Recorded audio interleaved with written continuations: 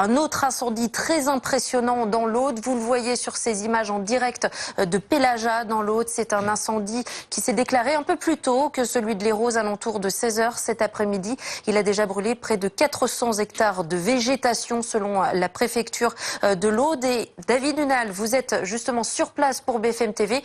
Expliquez-nous quelle est la situation.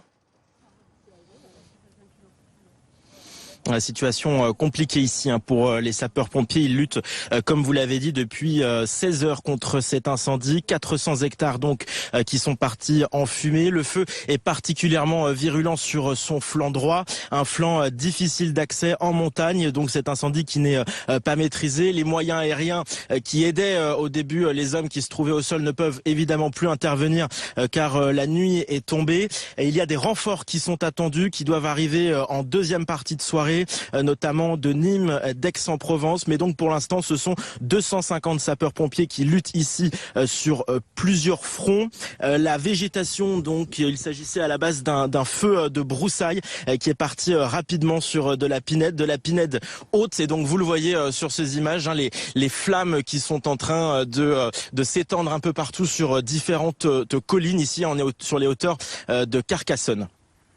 David, on l'a dit, hein, les conditions étaient malheureusement réunies, très propices aux incendies.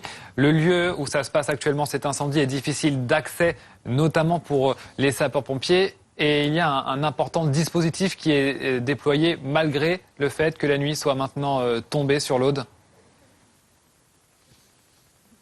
Oui, exactement. C'est un dispositif classique pour lutter contre les incendies, envoyer directement des forces, des sapeurs-pompiers en nombre, en force, avec des moyens aériens, des moyens au sol assez importants. On l'a vu ces derniers jours dans l'Hérault notamment, cette manière de lutter contre les incendies qui permet habituellement de contenir très rapidement le feu et de le stopper. Mais ici, le terrain est particulièrement escarpé avec des zones très compliquées d'accès pour les sapeurs-pompiers. Il y a actuellement donc 250 sapeurs-pompiers, 10 groupes d'intervention spécialisés dans les feux de forêt. Ce sont des groupes qui peuvent tirer des lances et des tuyaux sur plus de 2 km pour pouvoir attaquer le feu au plus près. Il y a aussi 2 groupes qui luttent avec du retardant contre cet incendie qui se trouve donc sur plusieurs flancs.